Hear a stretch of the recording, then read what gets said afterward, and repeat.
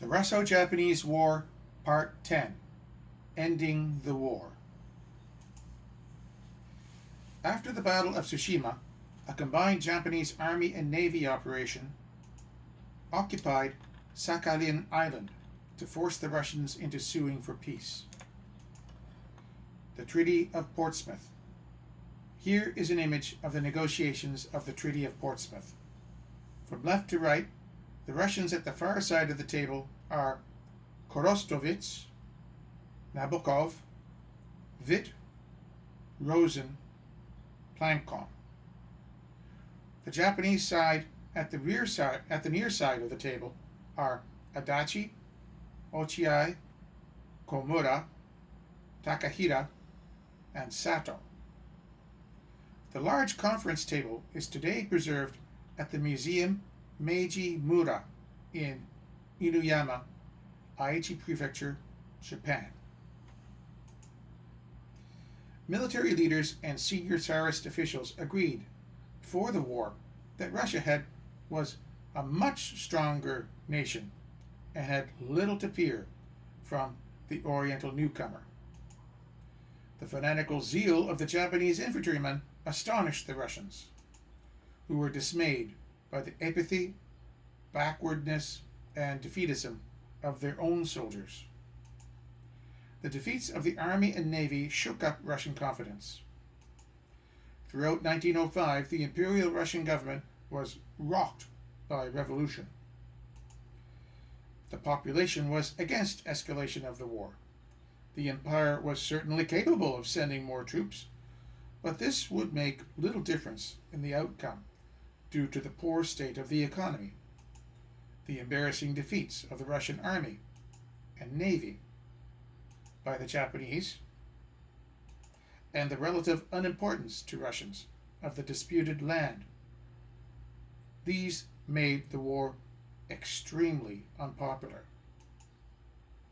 Tsar Nicholas II decided to negotiate peace so he could concentrate on internal matters after the disaster of Bloody Sunday on January 22nd, 1905. Bloody Sunday.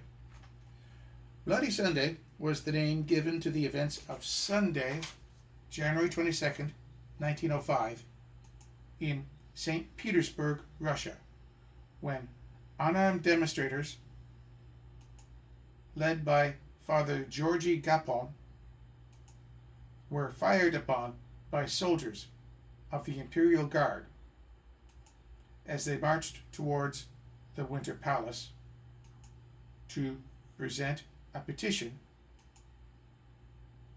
to Tsar Nicholas II.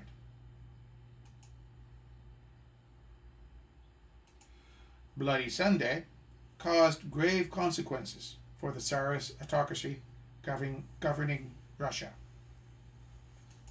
The events provoked public outrage and a series of massive strikes that spread quickly to the industrial centers of the Russian Empire. The massacre on Bloody Sunday is considered to be the start of the active phase of the Revolution of 1905. Father Georgy Gapon was a charismatic speaker and effective organizer who took an interest in the working and lower classes of the Russian cities. The Assembly of the Russian Factory and Mill Workers of the city of St. Petersburg, otherwise known as the Assembly, had been headed by Father Gapon since 1903. The Assembly was patronized by the Department of Police and the St. Petersburg Okhrana, or Secret Police. During 1904, the membership of the association had grown rapidly, although more radical groups saw it as being a police union under government influence. The Assembly's objectives were to defend workers' rights and to elevate their moral and religious status.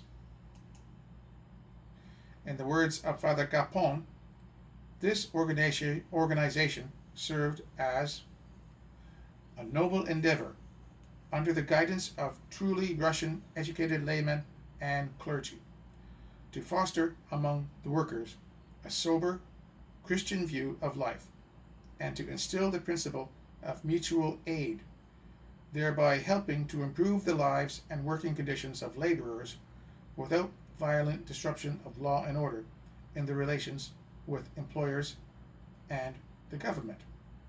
G.A. Gapon, quoted in Zablinsky, The Road to Bloody Sunday, page 89. The assembly served as a type of union for the workers of St. Petersburg.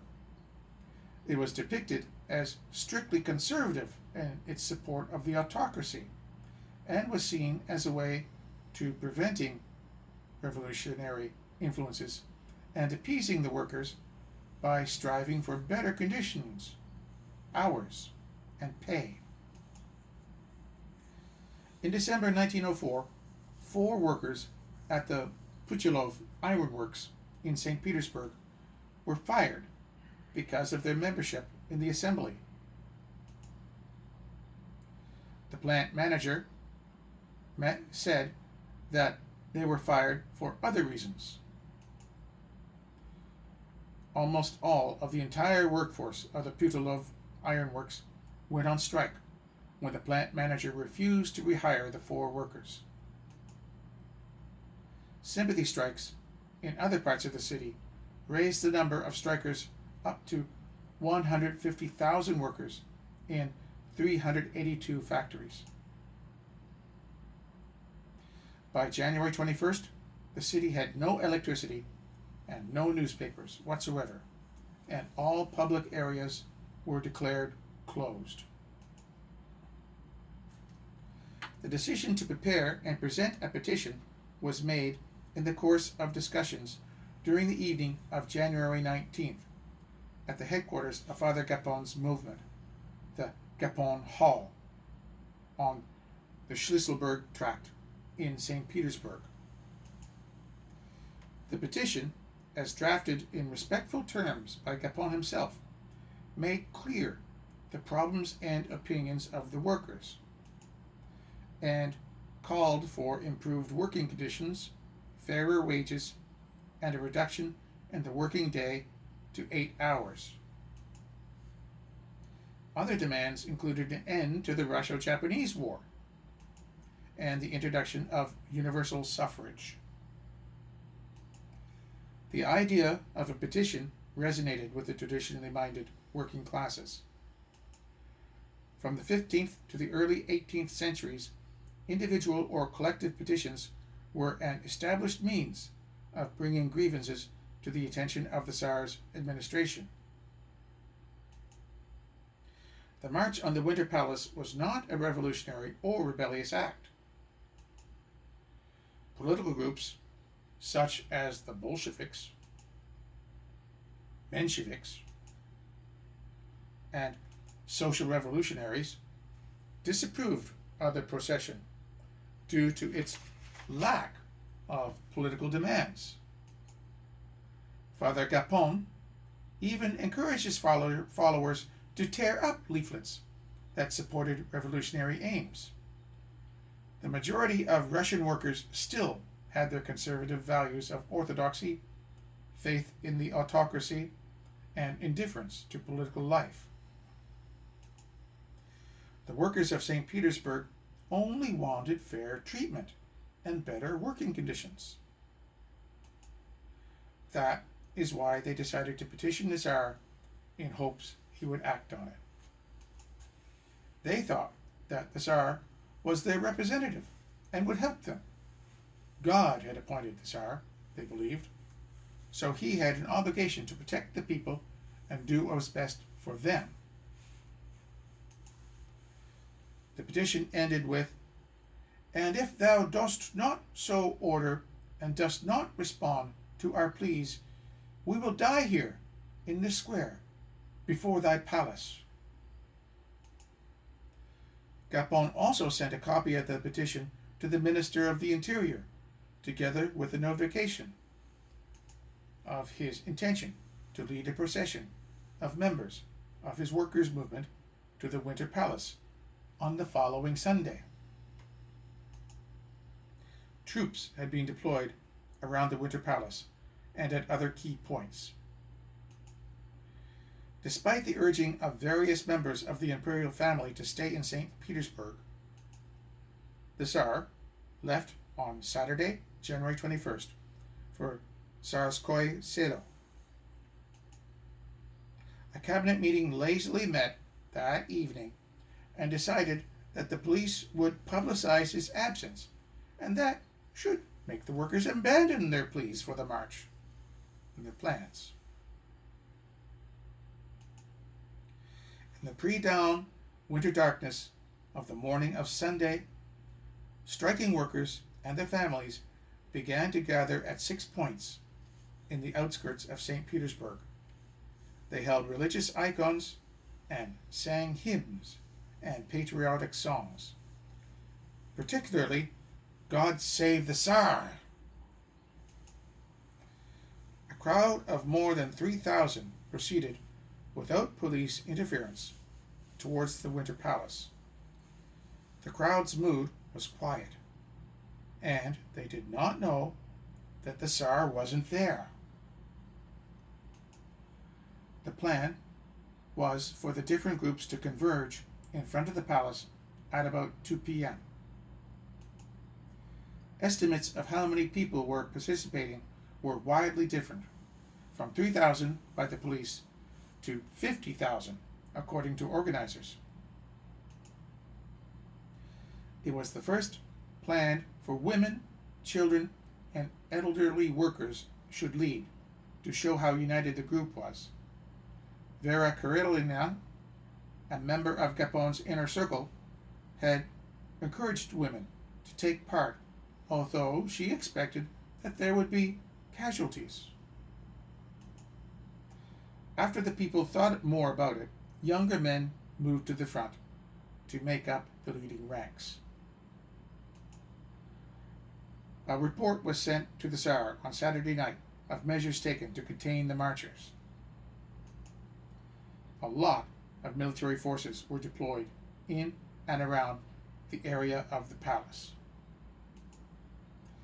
They were units of the Imperial Guard, Cossacks, and infantry regiments brought by rail in the morning of January 9th. There were about 10,000 troops. They were ordered to halt the columns of marchers before they reached the palace square, but the reaction of the forces were inconsistent and confused. Individual policemen saluted the religious banners and portraits of the Tsar carried by the crowd, and even joined the procession. Army officers said that the people could proceed, but in smaller groups. They then called for them to disperse, or ordered their troops to fire into the marchers without warning.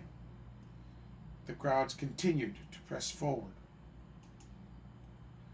Cossacks and regular cavalry made charges using their sabers or trampling the people. The first shooting began around 10 and 11 a.m. There was no single encounter before the palace, as paintings and stories portrayed. There were a series of separate collisions at the bridges or other entry points to the central city. The column, led by Gapon, was fired upon near the Narva Gate. Around 40 people were killed or wounded there, although Gapon himself was not injured. As late as 2 p.m., large family groups were walking along Nevsky Prospect, as was usual on Sunday afternoons. They were unaware of the extent of the violence elsewhere in the city. Among them were workers still trying to make their way to the palace. A detachment of the guards, about 2,300 soldiers, then went to the Nevsky and formed two ranks opposite Alexander Gardens Following a single shouted warning, a bugle sounded, and 4 volleys were fired into the panicked crowd. Many of them were not even participants in the marches. The total number killed in the day's clashes is uncertain. The Tsar's officials recorded 96 dead and 333 injured. Anti-government sources claimed more than 4,000 dead. Moderate estimates were around 1,000 killed or wounded, both from shots and being trampled during the panic.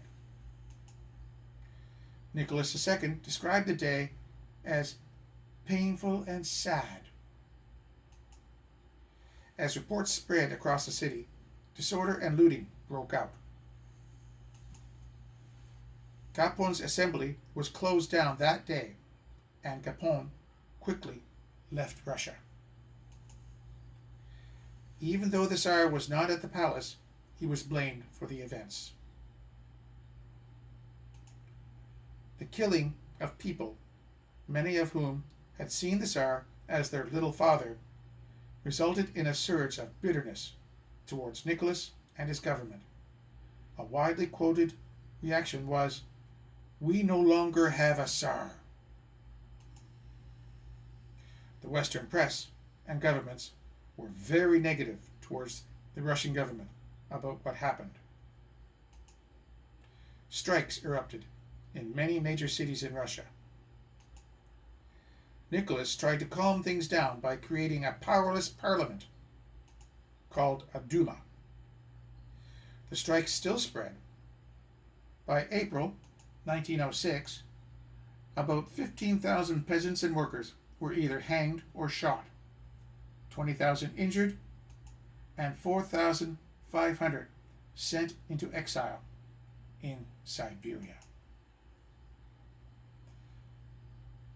The most significant effect of Bloody Sunday was the drastic change of attitude of the Russian peasants and workers toward the Tsar.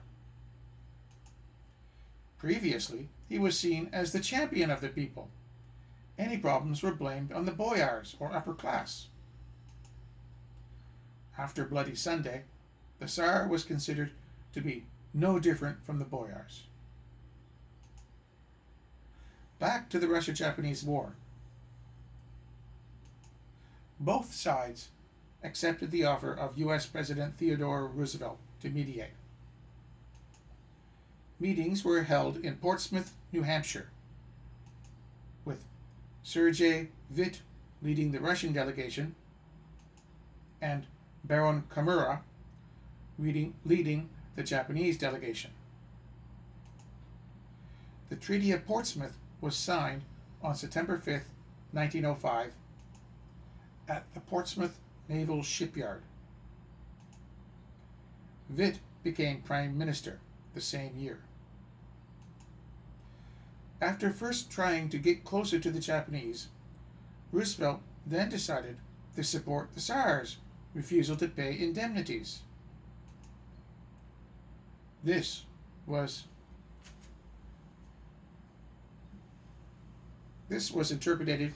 interpreted by policymakers in Tokyo that the U.S. had more than a passing interest in Asian affairs. Russia recognized Korea as part of the Japanese sphere of influence and agreed to evacuate Manchuria. Japan would annex Korea in 1910 with the Japan-Korea Treaty of 1910. There was almost no protest from other powers. From 1910 onward, the Japanese adopted a strategy of using the Korean Peninsula as a gateway to the Asian continent and making Korea's economy subordinate to the needs of Japanese industries. Russia also signed over its 25-year leasehold rights to Port Arthur, including the naval base and the peninsula around it, and ceded the southern half of Sakhalin to Japan. Sakhalin would be taken back by the Soviet Union after the end of World War II.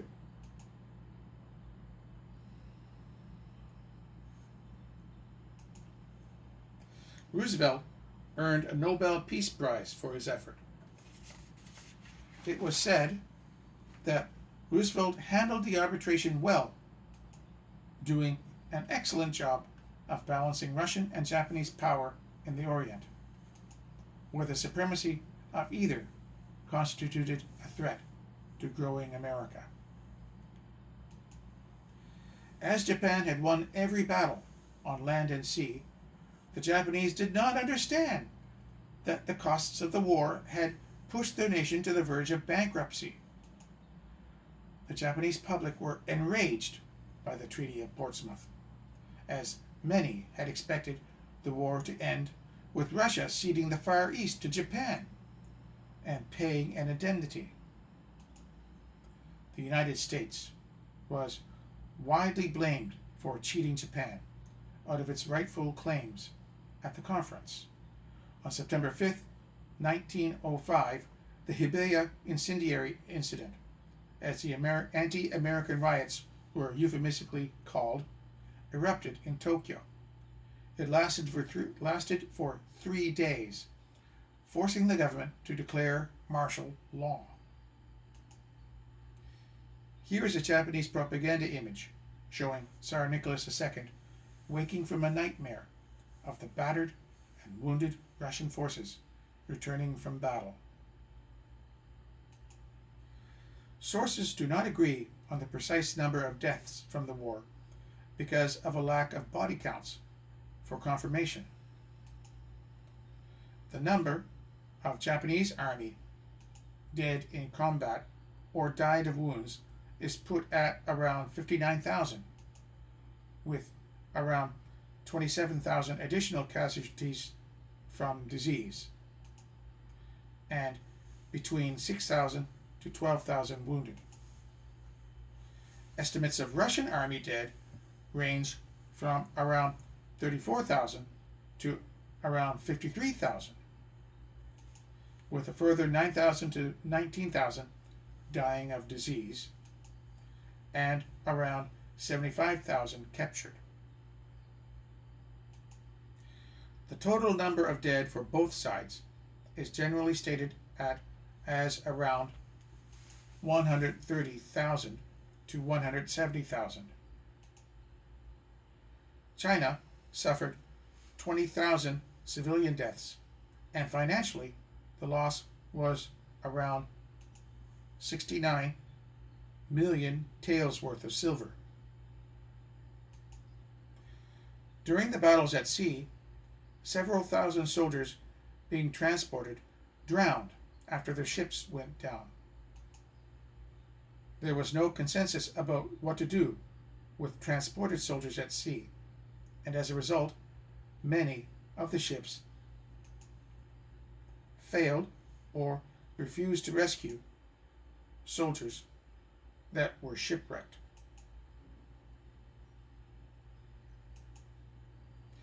This led to the creation of the Second Geneva Convention in 1906, which gave protection and care for shipwrecked soldiers in armed conflict. Here is a Punch cartoon from 1905 in the British press showing the Russian Empire's loss of prestige after the nation's defeat. The hourglass represents Russia's prestige running out. Popular support in Russia for the war changed to discontent that added to the slowly growing calls for revolution. By 1917, the Russian Empire would be overthrown.